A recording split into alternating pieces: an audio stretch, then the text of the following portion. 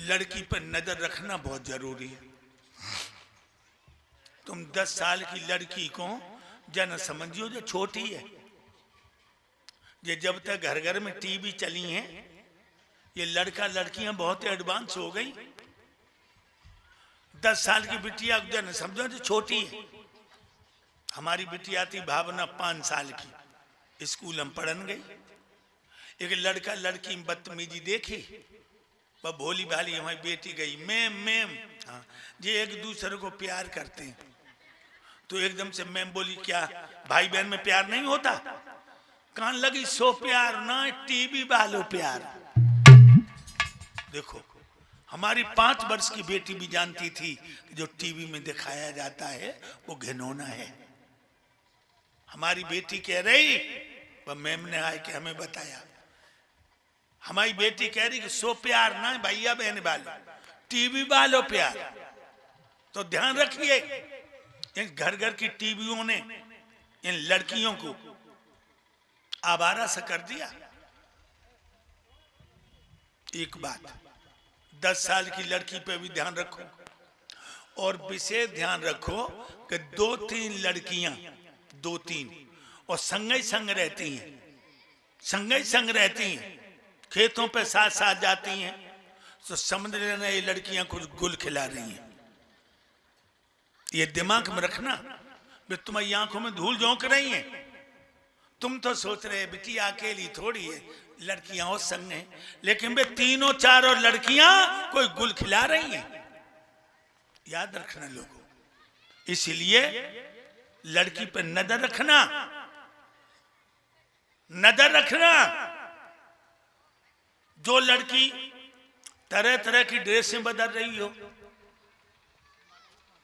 नजर रखना कि ये दुकान सजा क्यों रही है। शिक्षा ग्रहण करने का वक्त है, और जे अपने शरीर रूपी बाजार को सजा रही है, इसका मतलब है कि इसकी भावनाएं अच्छी नहीं। भाई एक बात मैं ना तुम्हें बता दूं, श्रृंगार क्यों किया जाता है ये बता दूं आपको। श्रृंगार किया जाता है पति के लिए। जब भी तुम बाजार जाओ, पति के साथ जाओ, श्रृंगार करके जाओ, कोई दिक्कत नहीं। अकेली बाजार जाती हो और श्रृंगार करके जाती हो, अब साफ है। किसे दिखाने जाती हो? हैं? वो कपड़ा बेचने वाला क्या कहेगा? भाभी जब साड़ी तुम्हारे शरीर पे बहुत अच्छी जमेगी।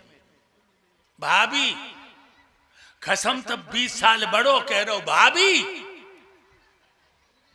कसम तब 20 साल बड़ो, और कह रहे हो भाभी जब साड़ी तुम्हारे बदन पे बहुत अच्छी लगेगी। इसलिए ध्यान रखना, जब भी शॉपिंग वगैरह करने जाओ अकेली मत जाओ, जहां तक कोई पति को साथ ले जाओ।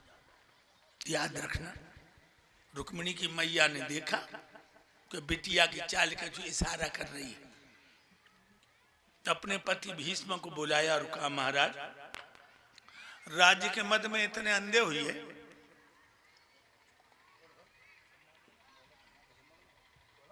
तुम्हें जेव नहीं मालूम? घर में जवान लड़की कुआरी घूम रही है, कहूँ अच्छो लड़का दे के बिटिया के हाथ पीले कर दे, जमानो अच्छो नहीं है। सो राजा दरबार में आया। मंत्री जी महाराज की जय हो। आज जितने बुजुर्ग बैठे हैं, बच्चे बैठे, नौजवान बैठे हैं, हाँ हाँ, हमारी बेटियां बैठी हैं, बहनें बैठी हैं, भैया माताएं बैठी हैं, सबसे कह दो आज कोई मुकदमा नहीं लिया जाएगा। आज महाराज विशेष विषय पर चर्चा करेंगे, सभी लोग अपने अपने विचार दो। हाँ जितने भी युवा हैं, नौजवान हैं, वृद्ध हैं, बालक हैं, सभी माताएं बहनाएं, ये सभा लगी हुई है। आज किसी का भी मुकदमा नहीं लिया जाएगा। महाराज की तरफ से, राजवंश की तरफ से सभी के लिए संबोधित है। महाराज जो है सभी के लिए 20 विषय पर खर्चा करेंगे। सब लोग अपना अपना अचार दें। और आप लोग जानते हो अचार किस प्रकार का होता है। नींबू का, टिंडे का, तुरैया का अरे और चुप हो जा। टर्र का, ये वैरायटी है।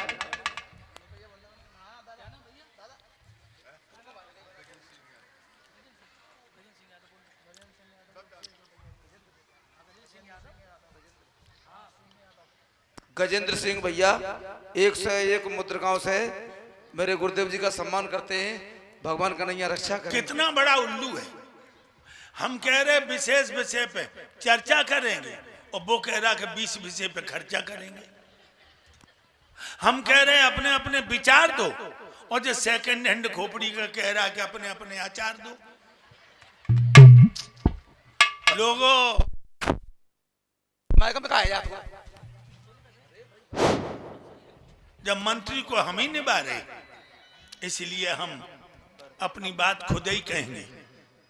आप लोग जानते हो जिस घर में जवान लड़की कुंवारी घूम रही हो उस माँ बाप को नींद कैसे आती। हमारी बेटी रुक्मिणी शादी के योग्य हो चुकी है। तुम लोगों की नजर में कोई ऐसा राजकुमार हो जो हमारी बेटी रुक्मिणी से गुड़ कर्म सुबह मिलते हो तो आप लोग निसंकोच बताइए।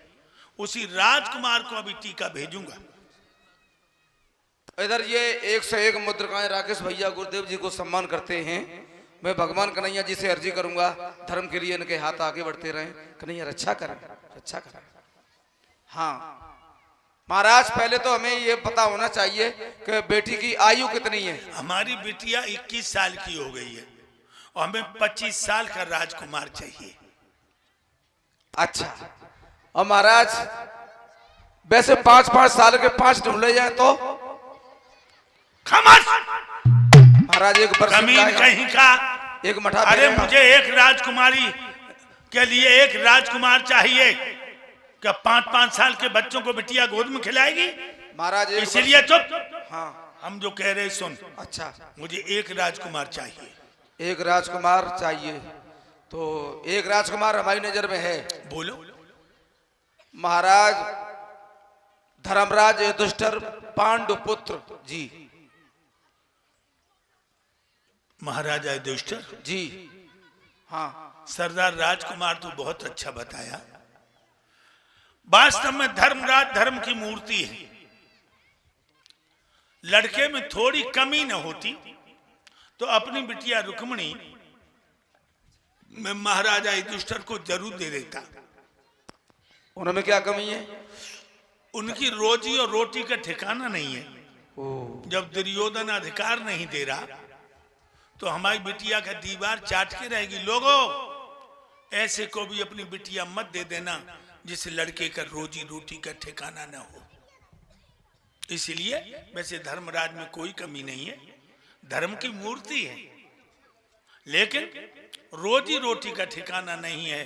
इसलिए हम बिटिया महाराजा युधिष्ठिर को नहीं देंगे। अगर महाराज बेटी रुक्मिणी को चेत नहीं आएगा। लोगों, ऐसे घर में बिटिया मत फेंक देना जब भैया ही भैया दुश्मन हो। लड़की वहां भी चैन से रोटी नहीं खा पाएगी।